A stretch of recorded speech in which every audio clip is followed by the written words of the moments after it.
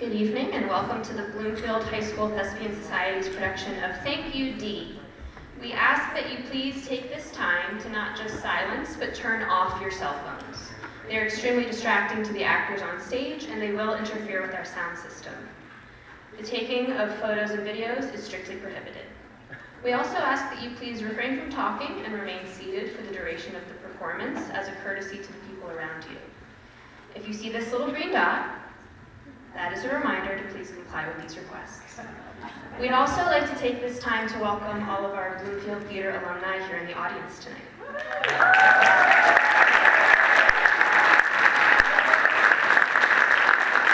Thank you for being here to celebrate with us.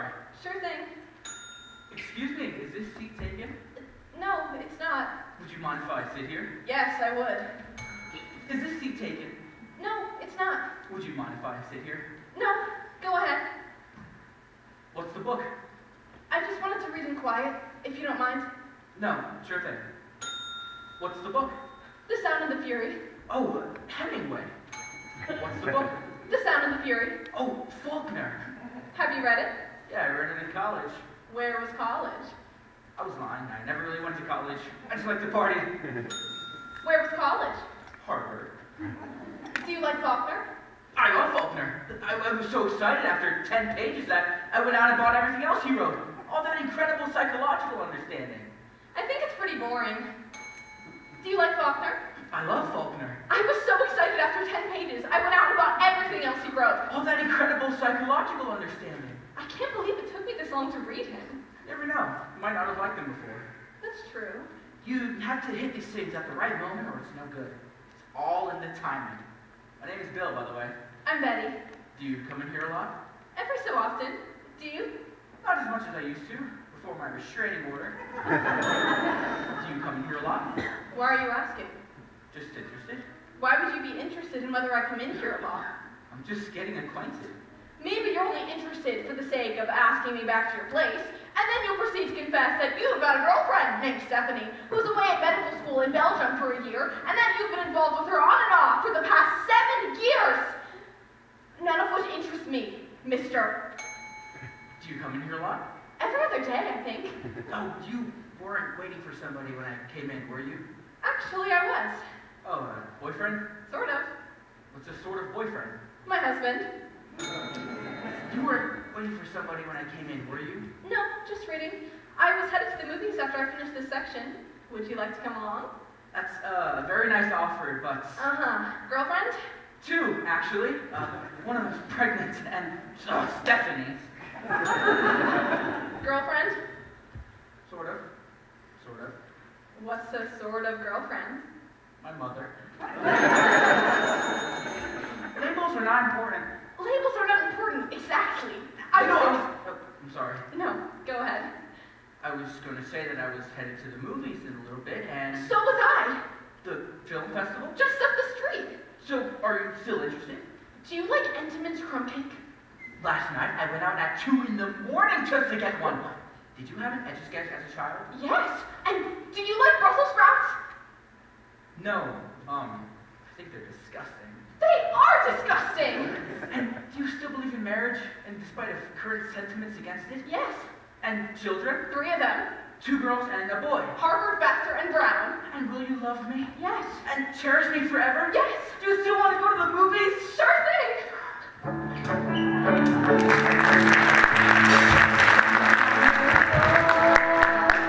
God, it was hot too. Who knew where to look? What to do and not do. Now some rabbit proves like there's no tomorrow. How can you refuse when I tell you follow? And now we're down the hall, and really on the roll.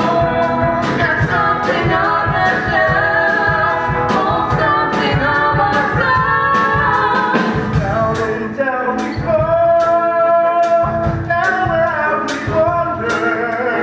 Pictures, books, and all, something from the cupboard. Hit the ground below, everything's so tiny. Now where did it go? The world I left behind me. We're down the hall, running I know where we're at.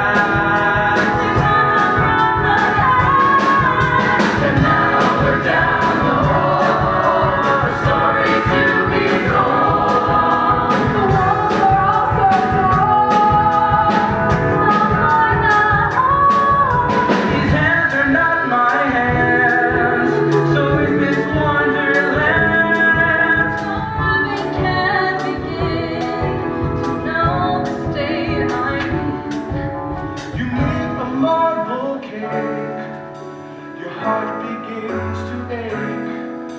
But once you start to eat, you're too tall for your feet.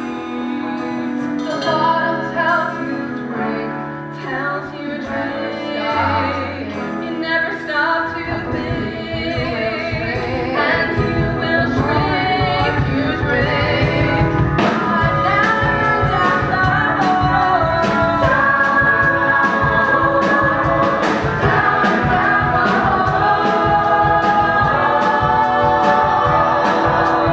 Now you're down the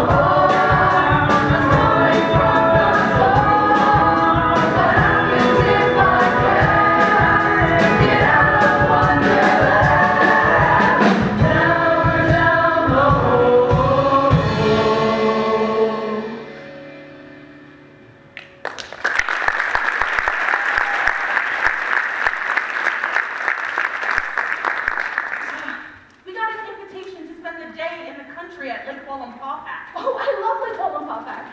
Yeah, but we can't go. Why not? You wrecked the car. Oh, yeah. Well, let's rent a car. We'll have to. But where can we get one? You drive. You drive? No, you drive. I said I drive. You don't drive it, I drive. Drive what? You drive. Why should I drive when you want to drive? I'm going to drive. Look, Costello, I'm renting you drive and I drive it. Oh, then we both drive it? When I say you drive, I don't mean you drive. I mean I drive, although it's a you drive. When you say you drive, you don't mean me drive? No. You mean you drive because I don't drive. Now you got it. Now I got it. I don't even know what I'm talking about. You are driving a car. Yes. All right. Now what kind of car are you driving? You drive. Somebody better be driving. I'm trying to explain this. We go and rent a car. Right. Now where are we gonna get it? You drive company. Now I drive company? I thought we were going alone. You don't get it. It hurts you drive. Well, if it hurts, you drive. That's right. That's right. This is getting worse. Don't you see? The head of the company's hurts. Oh, that's too bad. What hurts him? Nothing hurts him. Look, every company's got to have a head. Naturally. And this company's head hurts. Oh, why doesn't you take an aspirin? Will you listen to me, please? The man's name is Hertz. He rents cars. You drive. It's the you drive all over the country. You drive all over the country. Well, I can't afford the gas.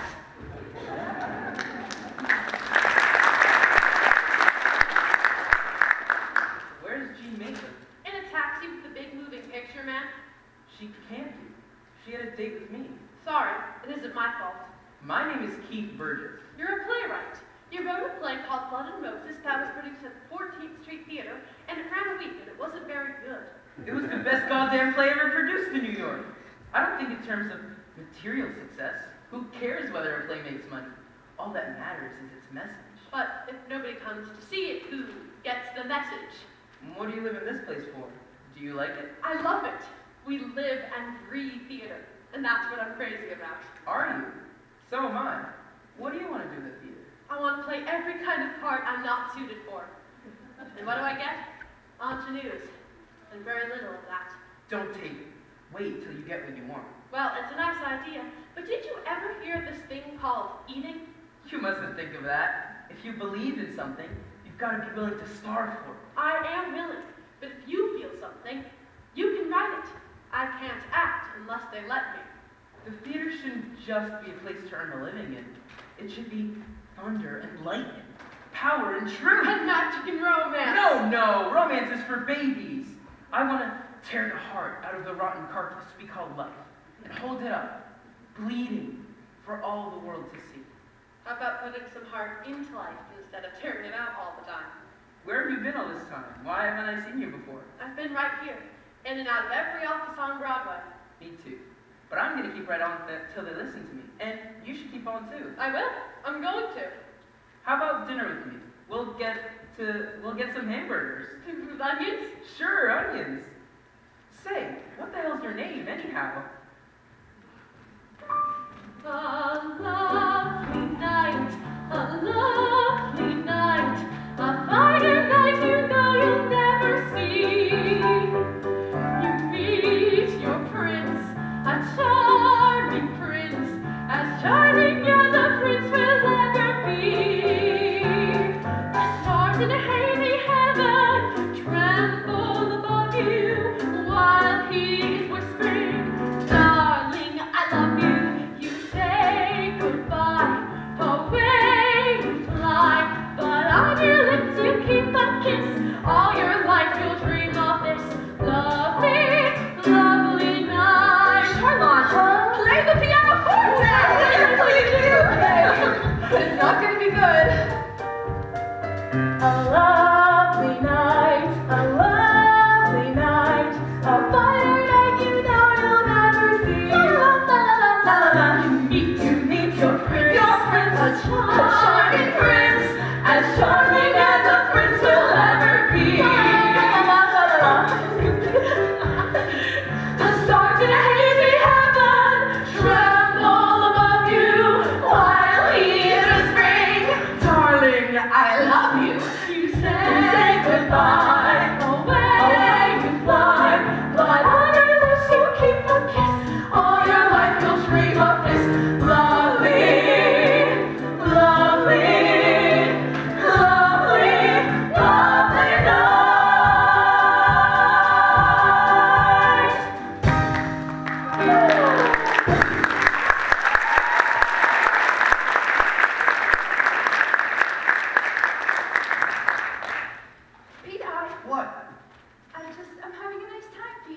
glad, Jeanette. I always do with you. Oh, and the stars are just... I didn't know you knew all that stuff. Well, it's not like I know much about them. It's stuff my dad taught me. Wait, are you cold? Do you want to go inside? Oh, no. I just want to sit. Like this. Close. It's nice being close to you, Pete. I like being close. This kind of close right next to you. You know, right now, I think I'm about as close to you as I could possibly be. Well, not really. What? Not really. I mean, if you really think about it in a different way, you're really not close to me at all. You're really actually about as far away from me as you can possibly be. See, the world is round, like a ball. Like a snowball. The farthest away you can be from somebody, you're sitting right next to them. See, if I'm here, and you're here, then that's far. Yeah? But now you're close. Yeah? And closer, and closer, and closer, and closer, and closer, and closer, and closer, and closer, and closer.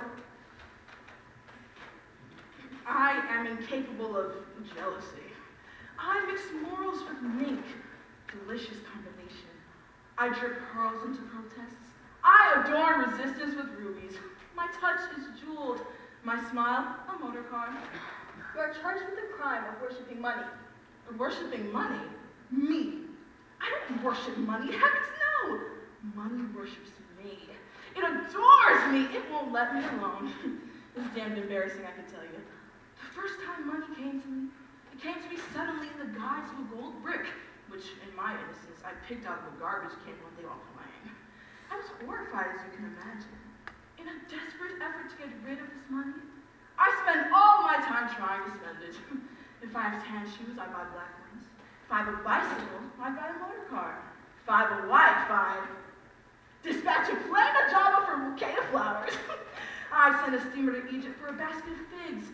I send a special representative to New York to fetch me an ice cream cone.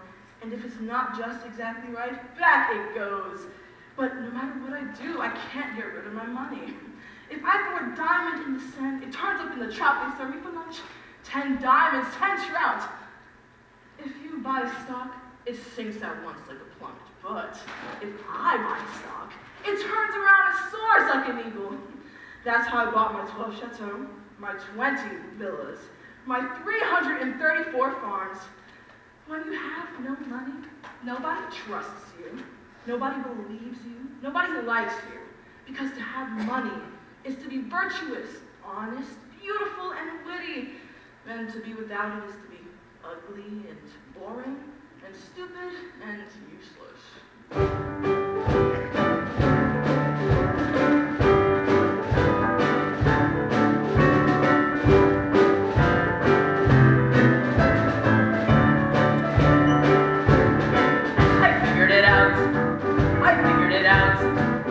With a pencil and a pad, I figured it out. 7.5 cents doesn't buy a hell of a lot. 7.5 cents doesn't mean a thing.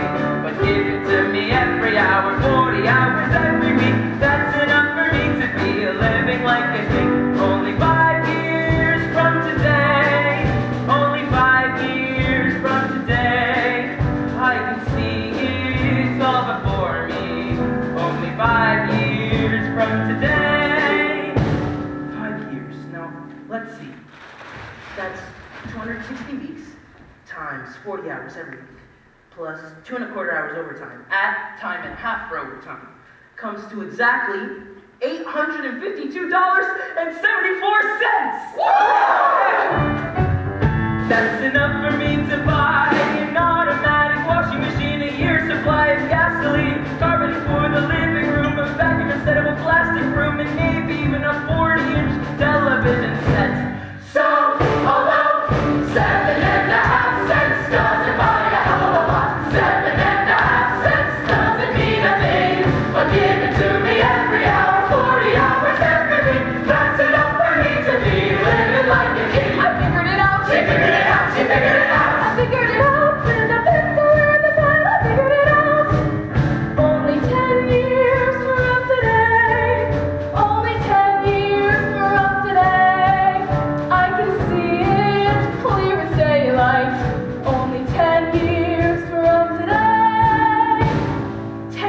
Now, let's see. That's 520 weeks times 40 hours every week, and roughly 2¼ hours overtime at time and a half for overtime comes to exactly $1,705.48.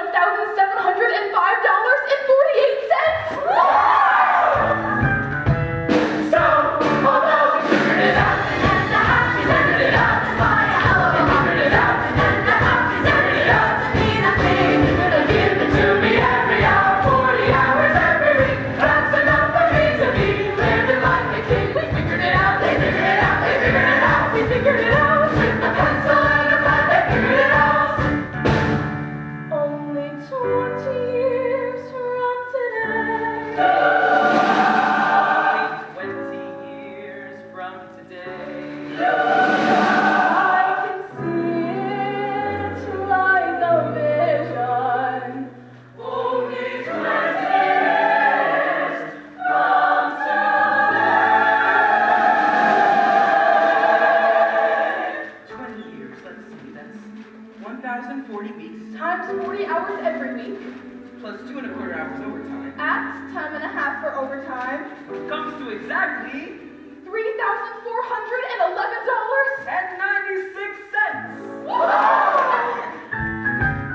That's enough for me to be a sultan in a Taj Mahal, in every room a different I'll song. have myself a buying spree, I'll buy a pajama factory, and I could end up having old man house for work for me.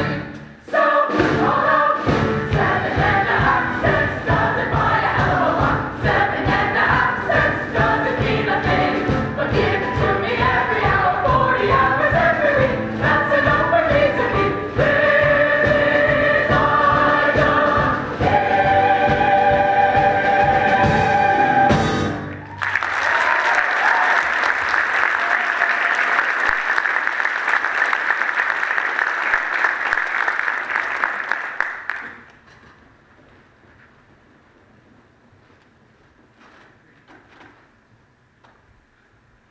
King Creon, yes, I'm guilty.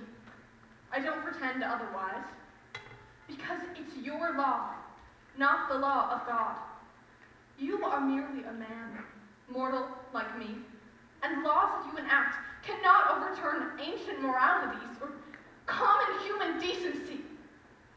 I would rather suffer the disapproval and punishment of man than dishonor such ancient truths. To leave my mother's son out there in the open, unburied, that would have been unendurable. I could not have borne it. By your judgment, of course, I'm a fool. But by mine, it's the judge, not the accused, who's behaving foolishly. All these senators of yours, they agree with me in their hearts. But there is no gag like terror, is there, gentlemen? O thou who stonest high above the world, who art thou? Whate'er thou art, I pray to thee, see the silent road by which all mortal things are led by thee to justice I cannot stand. Too much is on me. Anguish here, now since and to come, we were kings. And a king I married. Sons I bore him, many sons. They were the best in all Troy. No woman, Trojan, Greek, or stranger had sons like mine to be proud of. I saw them fall beneath Greek spears. All gone. No hope that I shall look upon their faces any more, and they on mine. No son, no daughter to help my need. Why lift me up? What hope is there to turn to? Ill fortune's everywhere. Who can gainsay it? Do you think I would ever have wheedled the king just now, except to further my own plans? But he is such a fool that thought he might have thwarted my plans by expelling me from the country. I shall make corpses of 3 of my enemies, father and daughter and my own husband. Destroy them with poison. However, if circumstances drive me to my wit's end, I shall take a sword in my own 2 hands and face certain death to slay them. I shall make their marriage a torment and grief to them. Bitterly shall they rue the match they have made and the exile they inflict on me. But enough. Lydia, use all your lives. Fought with eyes. Onward to the dreadful moment. By our mere human nature, we women are helpless for good, but adept at contriving all manner of wickedness.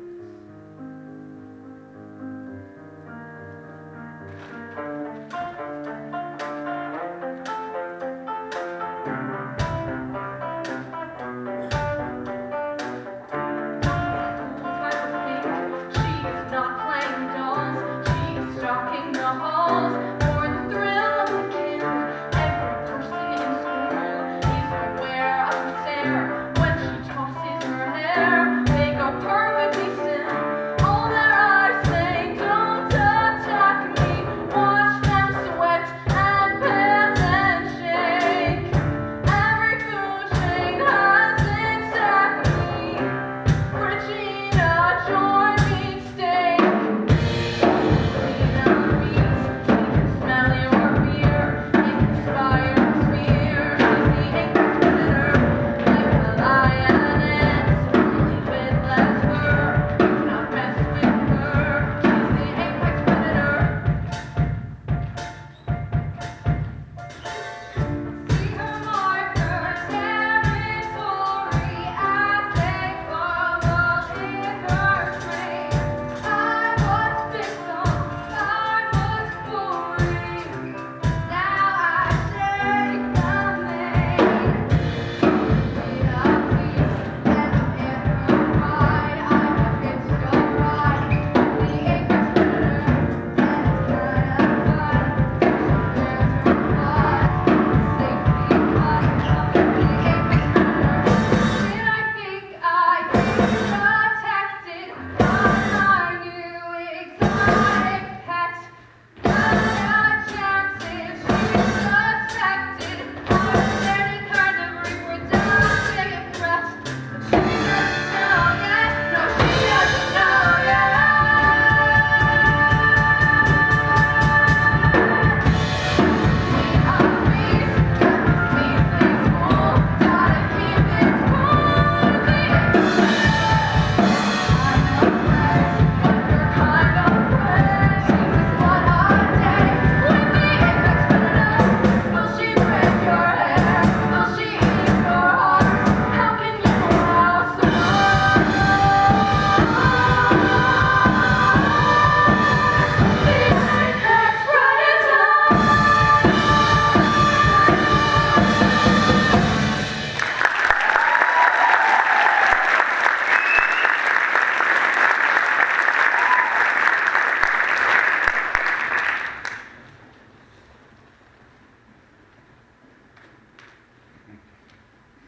Signor Panelo, we are mentioned for the happy occasion of the betrothal of my dear son, Silvio. I don't desire for there to be a long engagement this time. This time? What is that you say? This time? Well, there's something we never quite got around to speaking about. You see, my daughter Clarice has been engaged before. What? Don't worry, she never saw the feller. It was all done by proxy, you understand? I see. But then, hasn't this fellow a claim to her? No. You see, this poor chap has gone to a better place. Passed over. I see. And who was this gentleman? A certain Signor Federigo Rasponi of Turin. Killed in a duel. Someone knocks. Smeraldina. See who it is.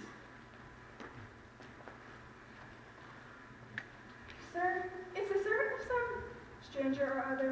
He says he wants to give you a message. Greetings, respects, and salutations to one and all. Who's the lovely lady then? What are you doing tonight, sweetheart? How dare you, sir? That is my daughter. Congratulations, sir. Well done. Senor Clarice is engaged to be married. Well, it's not my day, is it? And what might your role be in this menage, may I ask? I'm Smeraldina, her maidservant. Maidservant, eh? What are you doing tonight? Enough of that, sir. What do you want? Who are you and where do you come from? Who, what, where? Three questions all at once. It's too much for me. The man's a numbskull, a blockhead. My name, sir, is Trapaldino. By trade, a servant, a humble servant to my master. Your master, sir? Who is he? Why, he's the gentleman waiting outside to come in to pay his respects. He is none other than the right worthy Senor Federigo Rasponi of Turin. He's mad, absolutely mad. I'll have you know, sir, Senor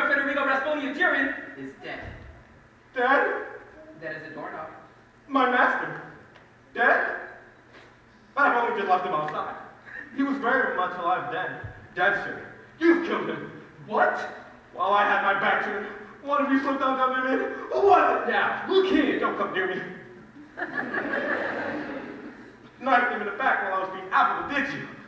I must see for myself.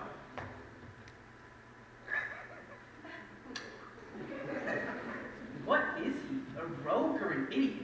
He's a bit of both if you ask me. Heaven help me if this is true. Even if he is alive, we'll come far too late. Oh, gentlemen, you naughty pair, you naughty, naughty pair. He is very much alive, thank you very much. Senor Frederigo? Signor Frederigo. Rasponi? Rasponi Oh, sure. of Turner. If you go outside in the street, you'll see him. Signor Frederigo Rasponi, waiting on the corner. Silvio, I tremble with fear. Whatever happens, you're mine.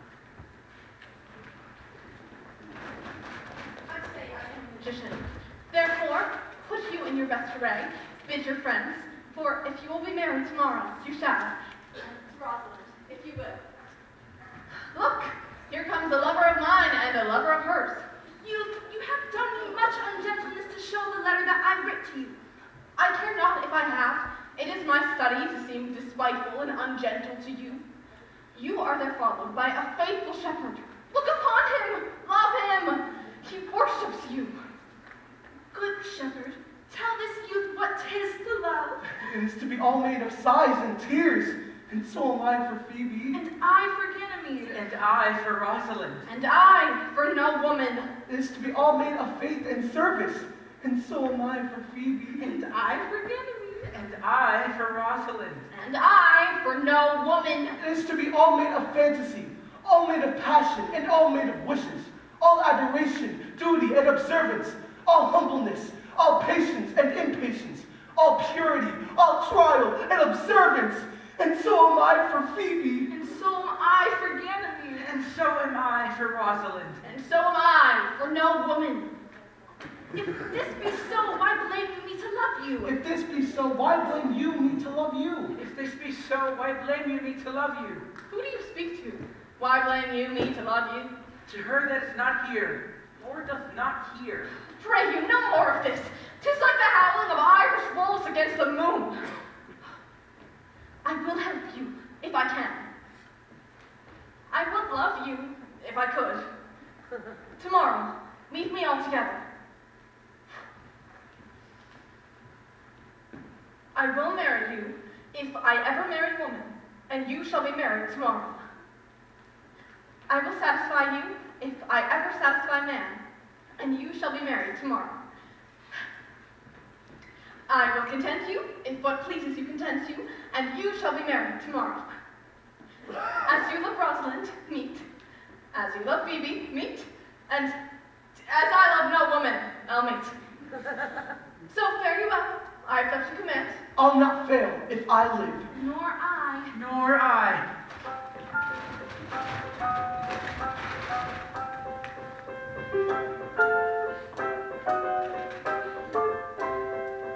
It's taken all my courage to approach you, not to mention all my stamina to follow you across hills and deserts.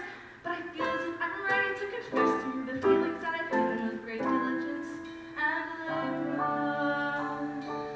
Behind the facade of your odd little next door neighbor, my eyes are too small. I have very large feet, and I'm not very proud of my pitiful twit.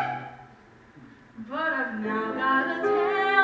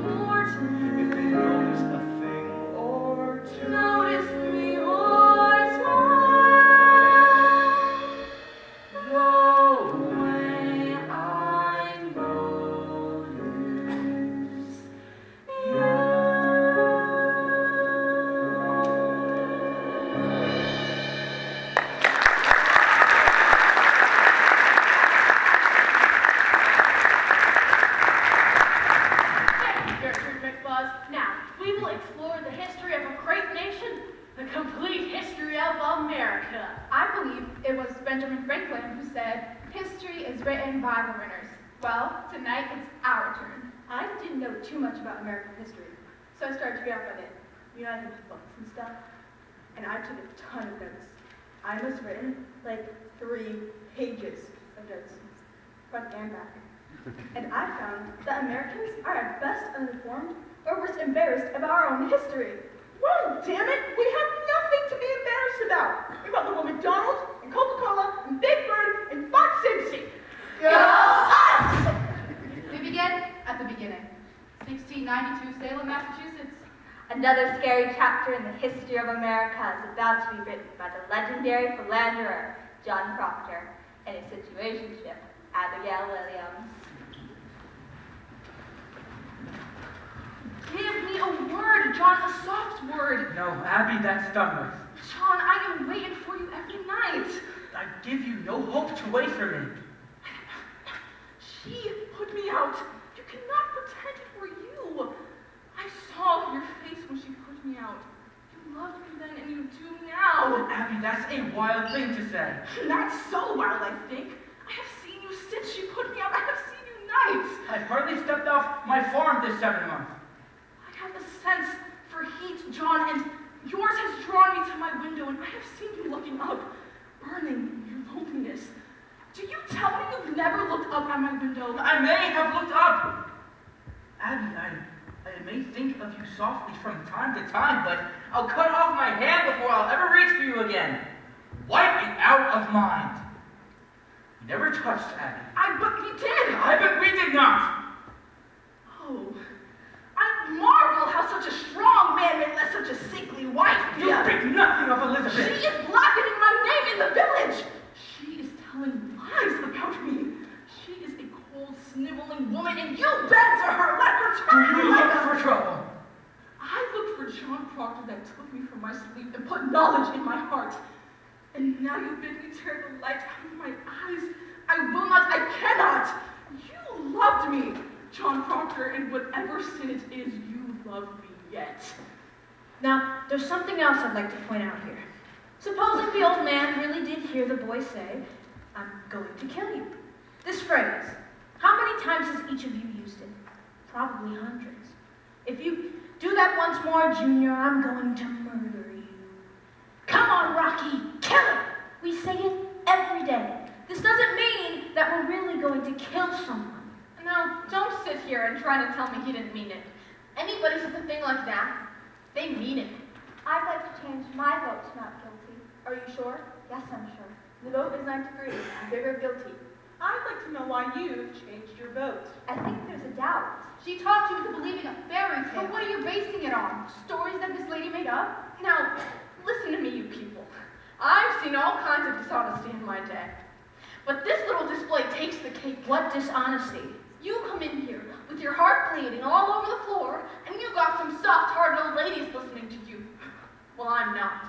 I'm getting real sick of you. What is wrong with you people? This kid is guilty. He's got to burn. We're letting him slip through our fingers. Our fingers. Are you his executioner? I'm one of them. Perhaps you'd like to pull the switch. For this kid, you bet I'd like to pull the switch. I'm sorry for you. Don't start. What it must feel like to want to pull the switch. Shut up. You're a sadist. Shut up. You want to see this boy die because you personally want it, not because of the facts. You are a beast. You disgust me. Shut up! Let go! I'll kill her! I'll kill her! You don't mean you'll kill me, do you? Listen, Mr. Antrobus says Henry's never to put foot in that house again. He'll kill Henry on sight if he... He'll kill me, will he? I'll kill him so fast. I've spent 7 years trying to find him. The others I killed were just substitutes. Oh, I'm not afraid of you. The war's over, Henry Antrobus. The first thing to do is to burn up those old books. It's the ideas he gets out of those old books that mix the whole world so you can't live in it. You leave those books alone. Mr. Antrobus is looking forward to them. What did he ever care about me? Oh, there's that old whine again. Always thinking you're not loved enough, that no one loves you. Well, start being lovable, and then we'll love you. I don't want anybody to love me. I want everybody to hate me. I don't belong to anybody. Why, how can you say a thing like that? You certainly do belong right here. You better give me that gun, Henry. You don't need it anymore. When are you going to wake up? What have you got to lose? Oh, that's right. Nothing. Tear everything down. I don't care what you smash. All my life, everybody's been crossing me. Everybody, everything, all of you. I'm going to be free, even if I have to kill half the world for it. We're all just as wicked as we can be, and that's the God's truth. Miss Billy Flynn sings the press conference back. Notice how her mouth never moves. Almost. Who said Kingsley? My ex-boyfriend. Why'd you shoot him? I was leaving. Was he angry? Like a madman. Still, I said, Fred, move along. She knew that she was doing wrong. Then describe it He came toward me with a pistol. from my bureau Did you find him? like a tiger. He had strength and she had none. And yet we both reached for the gun. Oh yes, oh yes, oh yes, we both, oh yes, we both, oh yes, we both reached for the gun, the gun, the gun, the gun. Oh yes, we both reached for the gun, for the gun. Oh yes, oh yes, oh yes, we both, oh yes, we both, oh yes, we both reach for the gun, the gun, the gun, the gun. Oh yes, we both reach for the gun, for the gun. How you feeling? Very frightened. Are you sorry? Are you kidding? What's your statement? All I say is, will my choo-choo jump the truck? I'd give my life to bring her back.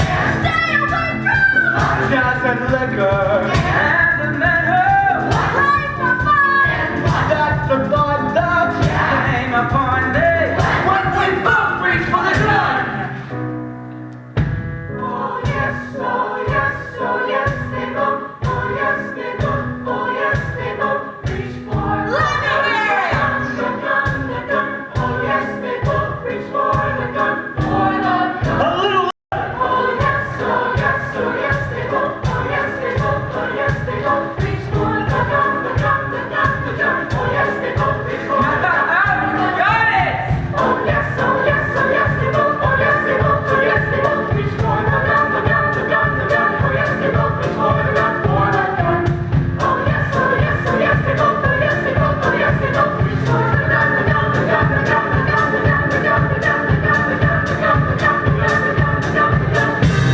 Both reach for the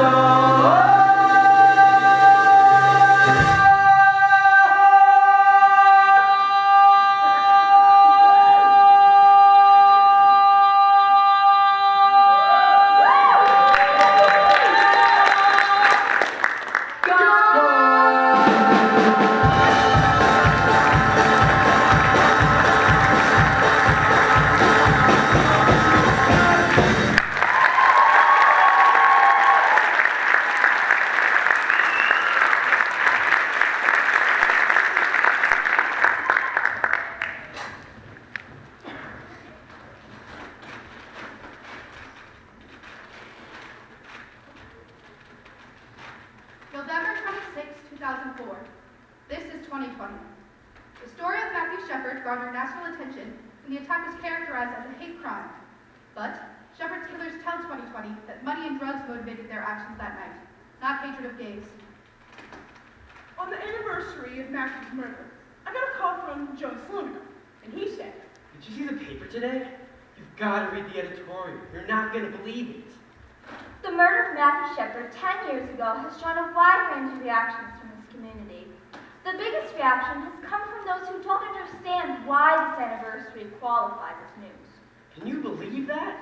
The crime in question has been portrayed in the national media as a hate crime because Matthew Shepard was a homosexual.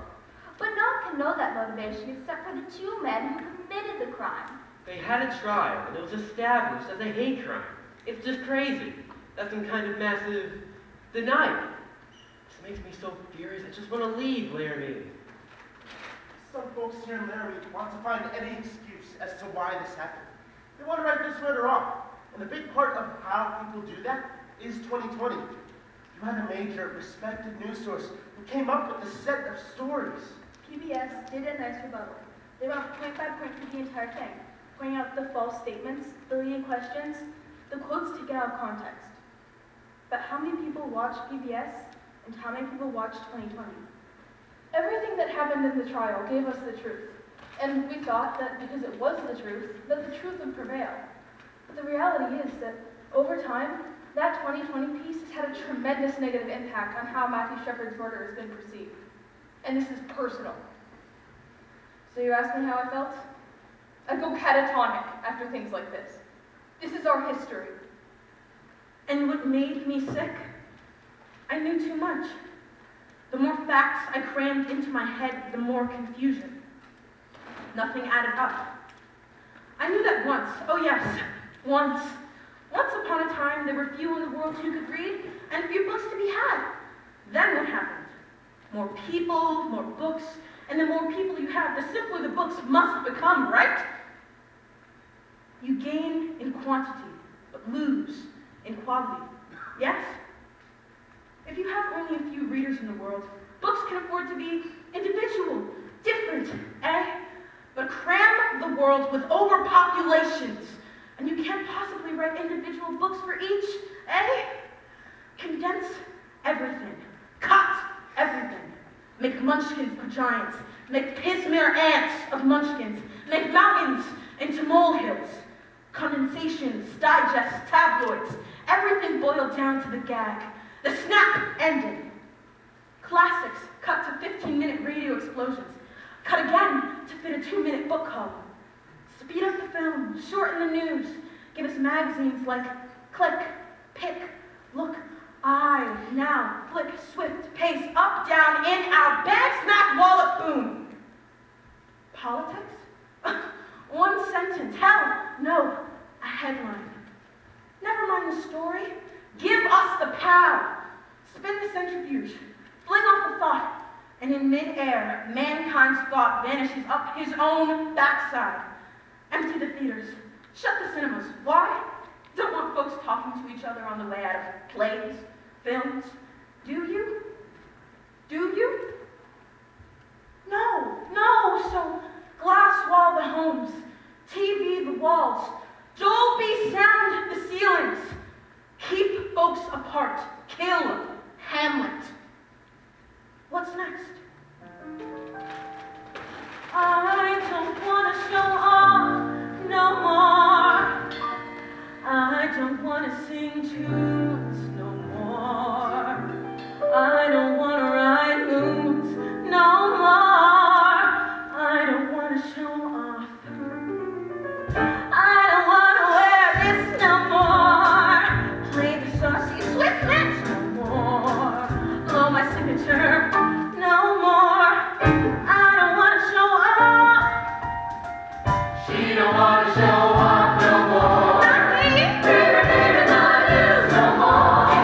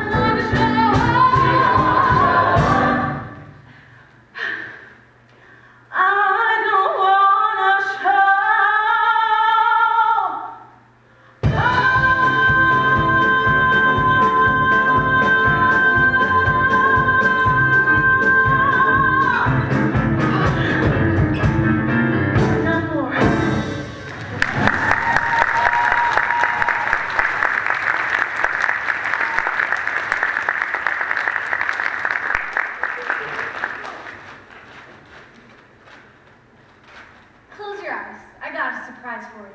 Yeah? Want for me to pull the shades? Not that kind of surprise. Close your eyes. Now look. Wallpaper? For the baby's room. Baby's room. You know, Grace, most girls, they get married before they decorate the nursery. Plan ahead for once. Pick one. They're both the same. No, they're not. This one has big flowers, and this one has little flowers. So, pick one. That. Really? The other one then. Which do you like then? They're both nice. This one's pretty, don't you think? That one then. But I want you to like it too.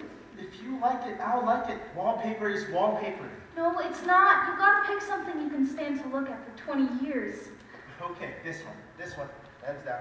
I like it too. A nice neutral yellow goes with either a boy or a girl. And until the baby comes, we can use the room for other things. Yeah? Like what? Like a painting studio, maybe? A painting studio, maybe? Didn't you get enough of painting at work? I used to paint watercolors at school, but ever since I went to work, I don't have no time. And once we're married, I just want a little time to myself. I can paint your picture if you like. Oh, Grace. You want to paint pictures, paint pictures. I ain't gonna stop you. You say that now, Tommy, but once we're married, you'll change your tune. Wait till you come home one night, all worn out. Some Christmas, maybe, where each customer on your routes had 3 times the mail, and maybe some dog to gap you. And some old lady kept you waiting on her stoop, telling you all about her grandchildren, and you wouldn't have the heart to tell you can't talk. I know you. So you'll come home all cranky and late besides. And there I am, with my easel set up in the kitchen, a drop cloth on the floor, and my paints all over the table. And what do you say then? Better be a picture of me you're painting. So, how'd I do? Pick the right wallpaper? I don't know. Maybe I'll go look at the stripes. Stripes, polka dots. I don't care. Let's just get married, Grace. You're plenty old enough. Tell your mom we wait no more. We'll just run off. Normandy is fine and fair, so Normandy is where we'll go. I can show you a beach where the peach blossoms blow, and I know how to reach a man who knows, a man who knows a cozy inn, a friendly place with rows of windows facing the sea. This time of year, the air here is rare and clear and warm in Normandy. I know a meadow covered with mustard flowers, golden as the sun. Interesting can happen when an April day is done. There's a moment after the twilight when the sky is suddenly green, and the world stands lost and waiting for the first white stars to convene. When you see that empty sky, starries and white, there's one other place I'd rather be. Keep your Eldorado and to hell with Burgundy. Come fly with me. Come try those wings, come swift, for we have things to do. Is there truly a beach where the peach blossom blows? Are you sure you can reach that Man who knows that, man who knows that, it's just a mean and a friendly place, with rows of windows facing the sea. This time of year, the air I hear is rare and clear, and don't be afraid. Heaven was made in Normandy, in Normandy, Normandy.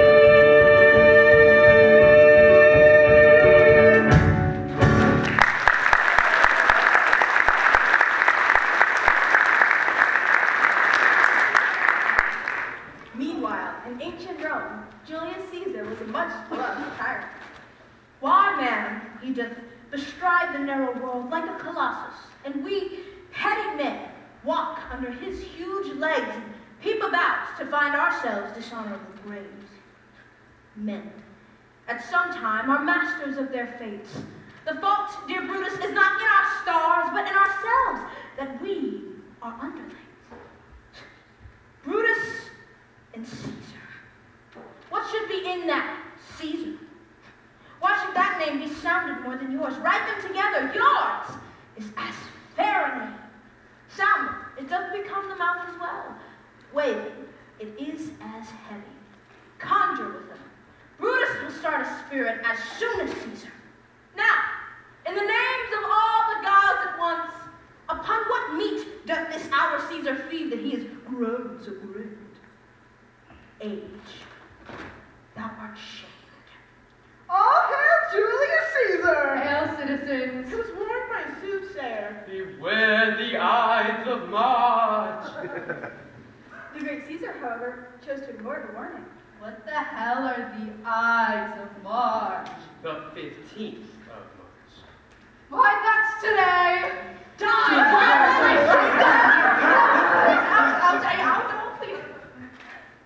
And Super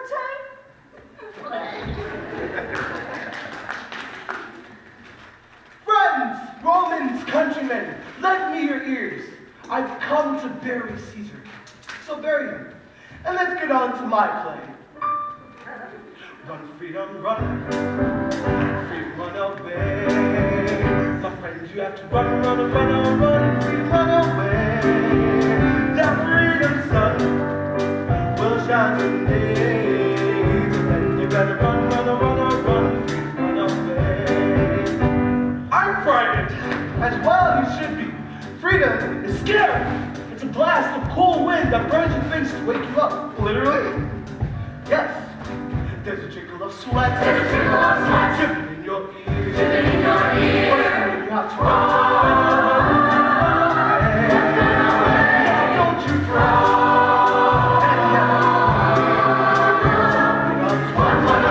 Run. Freedom, run away. Run, freedom, run. There's a great fire on your head. Run, freedom, run. There's good nonsense.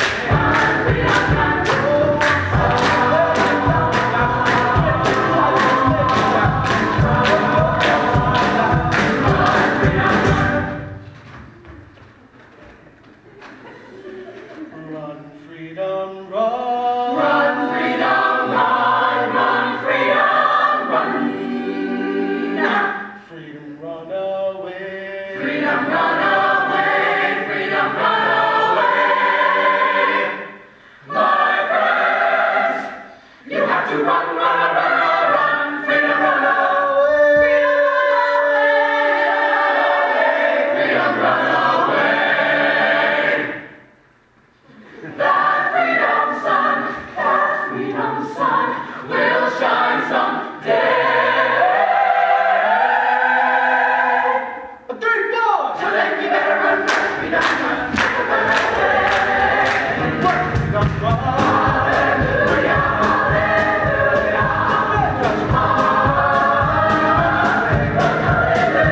Freedom sun, freedom sun, you have to run, run, run, run, run, run, run, run. Hallelujah. Dare to run to freedom slowly. Freedom sun will shine all over the freedom story. I said freedom. I said freedom. I said freedom.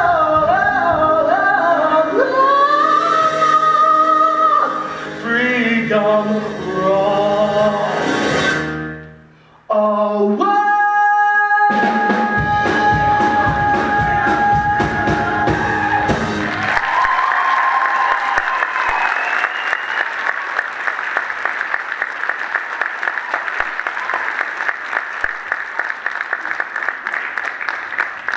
Mr. Kirby, I suppose after last night, you think this family is kind of crazy. I'm not accustomed to going out to dinner and spending the nights in jail. Well, you've got to remember, Mr. Kirby, you came on the wrong night. Now tonight, I bet you, nothing will happen at all. Maybe. What I feel is Tony is too nice a boy to wake up 20 years from now with nothing in his life but stocks and bonds, mixed up and unhappy. The the way you are. I beg your pardon, Mr. Vanderhoff. I am a very happy man. I don't think so. Most of your time is spent in doing things you don't want to do. I don't do anything I don't want to do. Yes, you do.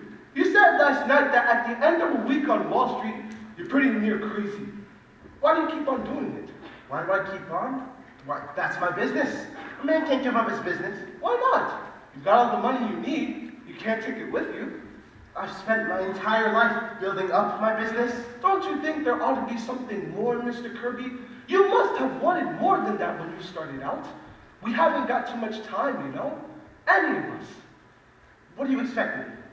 Live the way you do. Do nothing. Well, I have a lot of fun. Time enough for everything. Read, talk, visit the zoo now and then, practice my darts. Even have time to notice when spring comes around. What's the matter with that? The matter with that?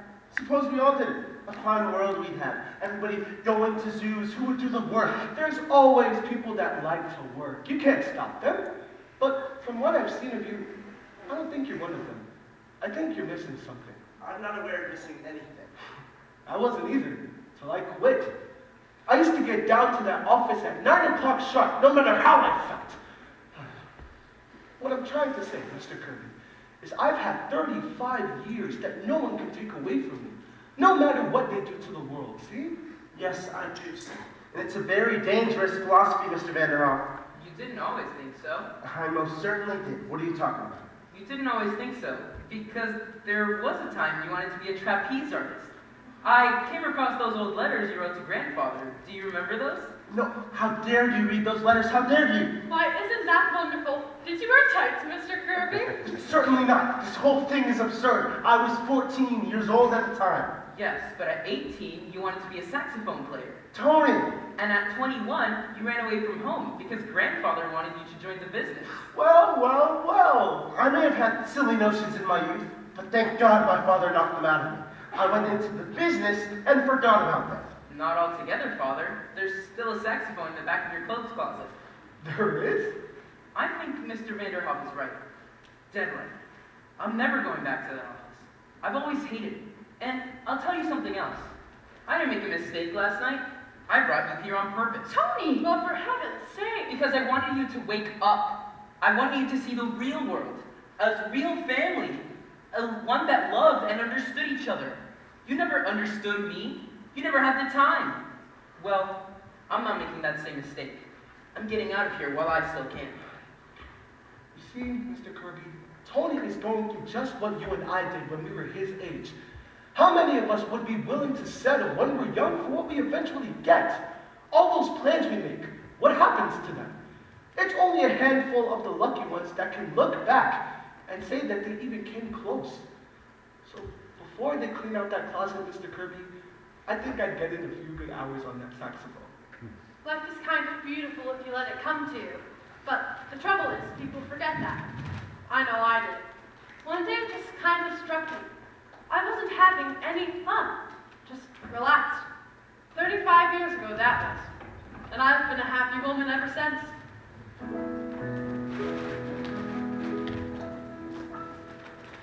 When you are as old as I, my dear, and I hope that you never are, you will woefully wonder why, my dear, through your cataracts and catarrh, you could squander away or sequester a drop of a precious year. For when your best days are yester, the rest are twice as clear. Good is a field on a fine summer night if you sit all alone with the weeds, or a succulent pear if with each juicy bite you spit out your teeth with the seed. Before it's too late, stop trying to wait for fortune and fame you're secure of.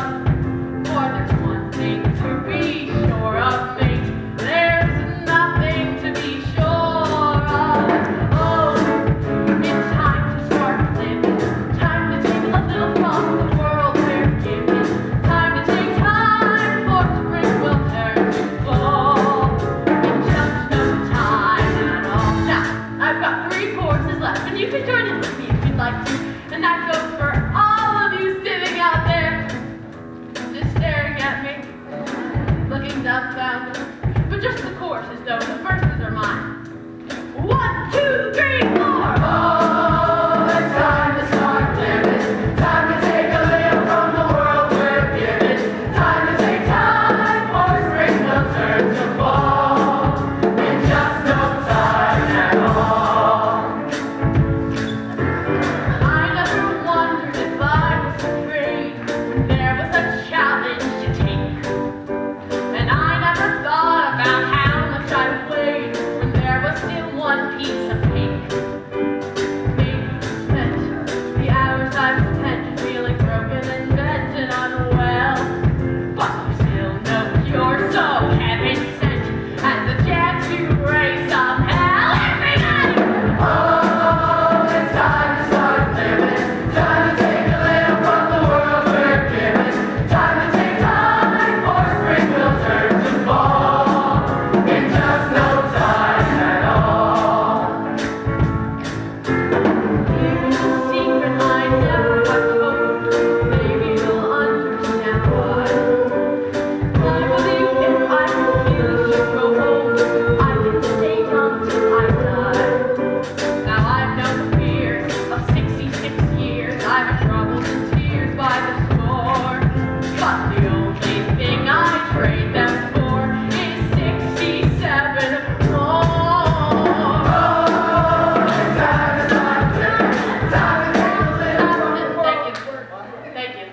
Thank you. You've been a wonderful audience. Thank you. But I'd like to take this last one for myself. All right?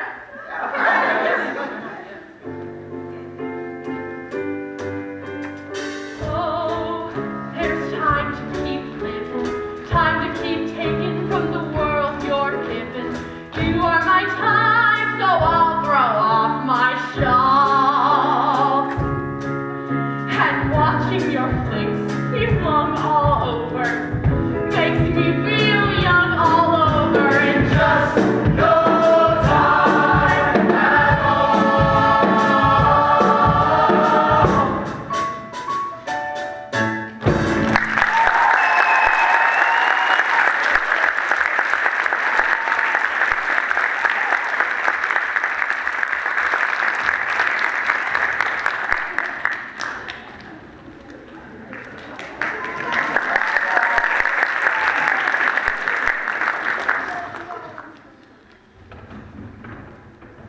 Just for a moment now, we're all together.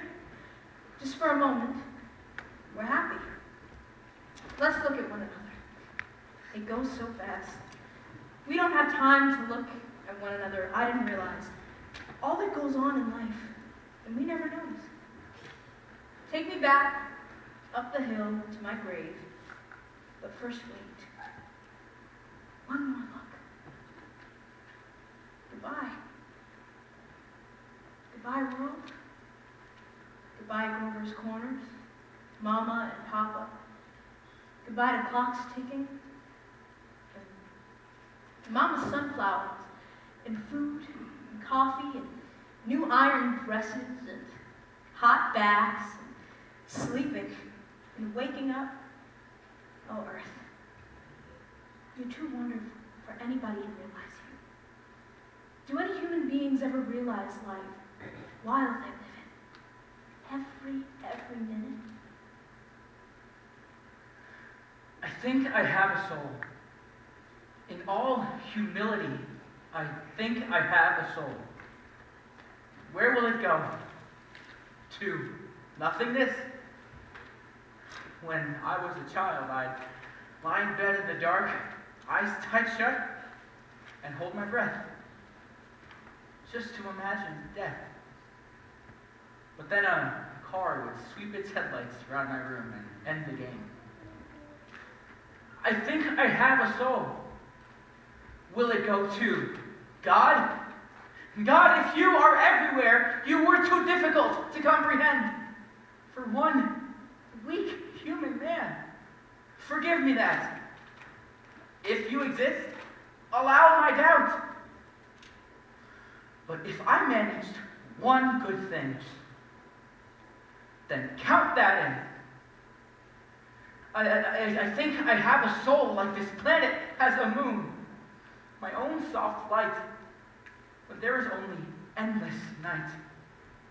Let it go free of time, of days and years and death, of hope and memory. In all humility, let it go free of me. I think I have a soul.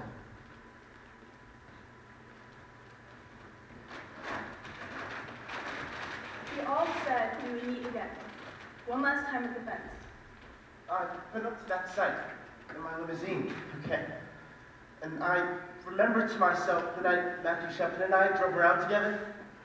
He said to me, Laramie sparkles, doesn't it? And if you sit exactly where he was up there, Laramie sparkles from there. With a low-lying cloud, its blue lights bouncing off the clouds from the airport, and it goes right over the whole city. I mean, it blows you away. Matt was right there in that spot, and I can just picture in his eyes, I can just picture what he was seeing.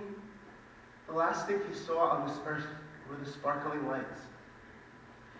We spent the last 2 days packing the year's worth of materials and saying our goodbyes. We've been here 6 times and conducted over 200 interviews. Jedediah cried when we said goodbye. Marge wished us luck, and when we asked her how Laramie would feel seeing a play about itself, she said, "I think we'd enjoy it. The show's not the hellhole of the earth, it'd be nice. But that is up to how you portray us. And that, in turn, is up to how Laramie behaves. As we were getting off the phone, she said to me, Now you take care. I love you, honey." Galloway offered me or anyone else a place to stay if and when we came back to Laramie. He also seemed interested as to whether there'd be any open auditions for this play. We left Laramie at about 7 in the evening. On the way to Denver, I looked out my rearview mirror to take one last look at the town. And I will speak with you. I will trust that if you write a play of this, that you say it right. You need to do your best to say it correct. in the distance, I could see the sparkling lights of Laramie, Wyoming.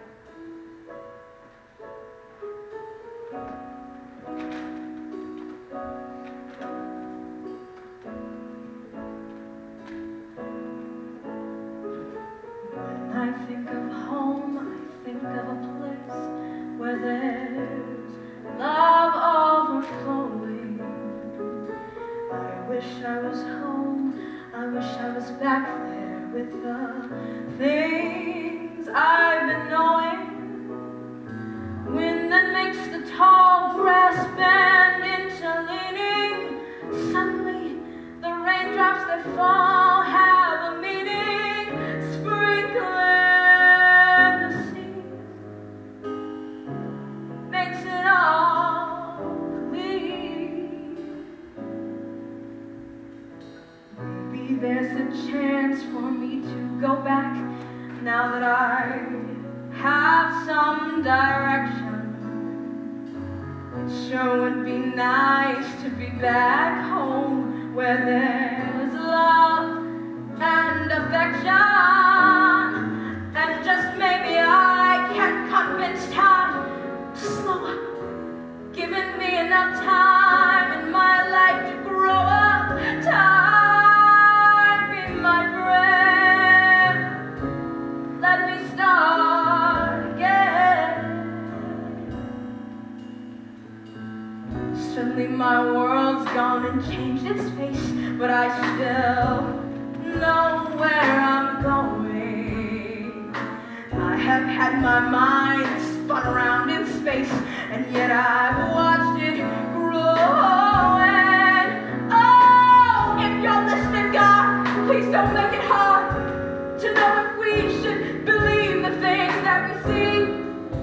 Tell us, should we try to stay? Should we run away? Or would it be better just to let things be? Living here in this brand new world might be a fantasy, but it taught me to love. So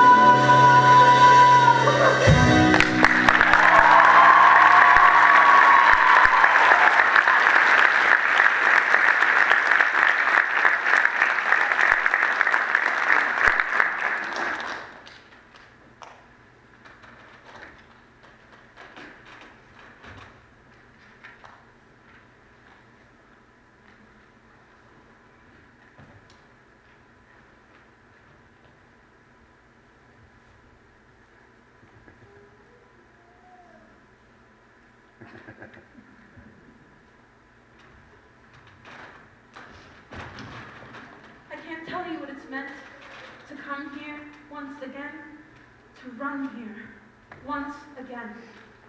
I hope you will remember how it was. That's all we do. Always beginning again. Over and over again. How do we know that it'll be any better than before? Why do we go on attending? It is not the fashion to see the lady the epilogue, but it is no more unhandsome than to see the lord the prologue. Now that I'm the queen, I wish in future to have a bed and a room of my own. Gives you a bit of hope about the world, doesn't it? That a man could have a mountain climber's axe smashed into his skull, and yet live on for I one think back on those days, coming up the steps to this room filled with light, talking like an old schoolroom.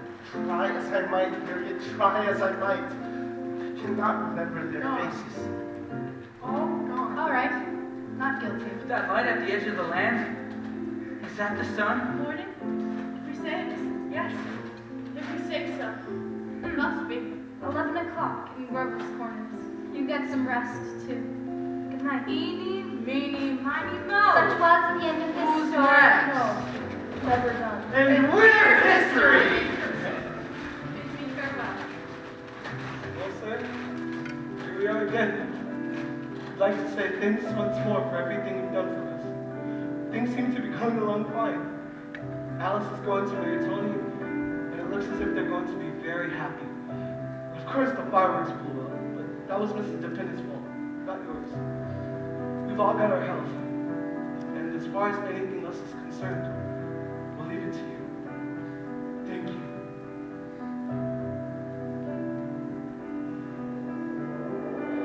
Careful the things you say, children will listen. Careful the things you do, children will see.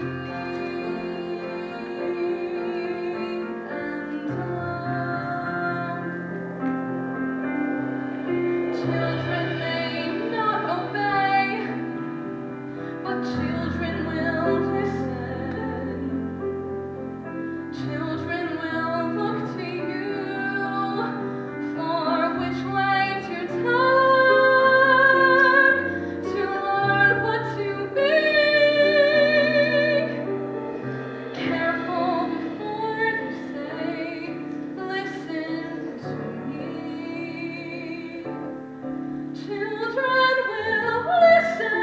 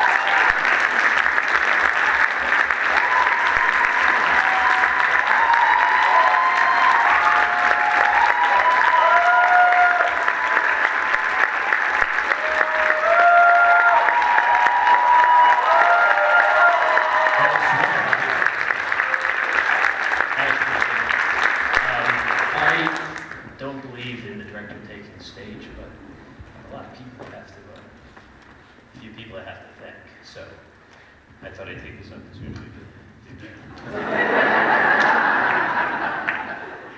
No, this is the list of stuff I have to move out of my office at the end of the year.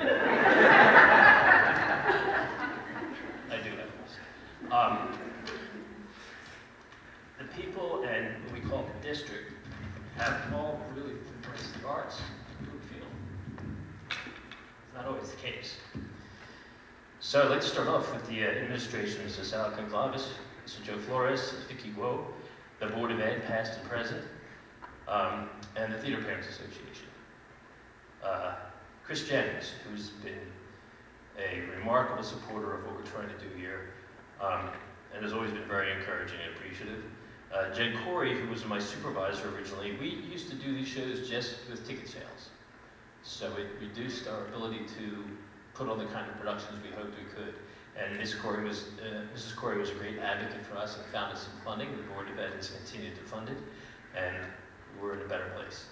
Mr. Cormac McGowan, who, when he had his children, decided to step away from the program and encouraged me to step up and take over the musical elements. Mr. Jack Bender, Lauren Graftiza, Ms. Natalie Kerr. In our box office, Maria Baez, who's been working with me for years, and despite having two very small children, comes back and does the work. Abby Miles. Those two are the ones that deal with our audience out front, which is quite a task sometimes. Mrs. Bert Petrick, who does our props, who also works for the state company, and she'll come back and say, look what I found. I'm like, what are we going to do with this statue that has no arms? And then it ends up in 2 shows. Kathy Martinez, who is a brilliant seamstress, and as the patrons of the same. Mr. Nick Von Hagel, who's been designing our lights, despite his busy schedule for about 15 years. Our new team of Kyle, well, relatively new, Kyle Cottrell, our music director.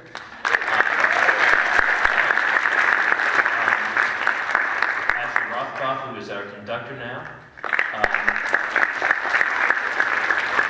Michelle Lampert, who was our musical director and a friend, and then she became my boss. And I was a little concerned about that. But it has not changed the relationship at all. She's the best shoe buyer that you will ever find in the history of the theater. Our band, like George Agents, who's works here, and I forget he's a drummer until he steps up and does what he does, almost off the top of his head. Dana Rizzo-Kemp, who was a student teacher here some years ago, who is now our conductor, pianist for this production, and the newest member of our tribe, John Friel. All terrific musicians in their own right, and patience, patience, patience. People need to have patience when they work with me. Ralph Toronto, who I've known since he was 19 years old.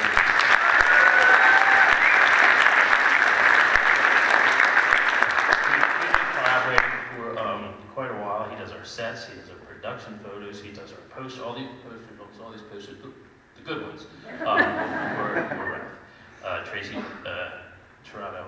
Again,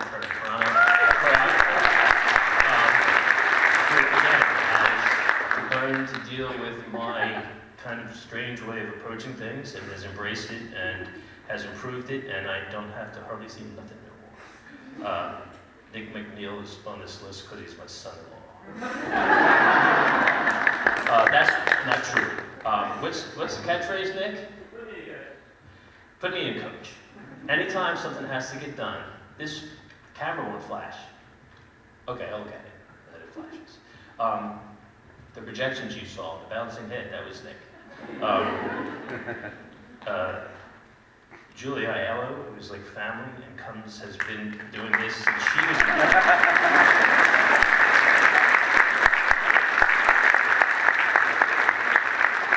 Thank you, Julia.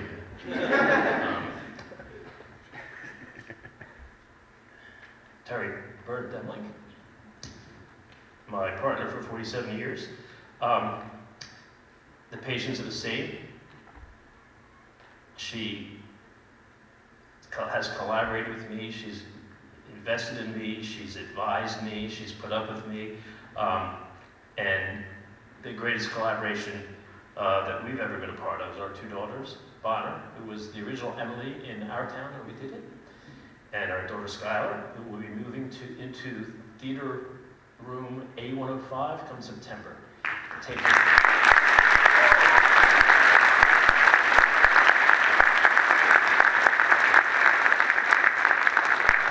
Thought it was odd that I should direct a show about myself. Well, I did. That was all Skylar. And the alumni that are here tonight, thank you so much. It's really great to see you guys. It's been a pleasure to collaborate with you over the years. And thank you all for coming tonight. Really appreciate it. Thank you. Good night.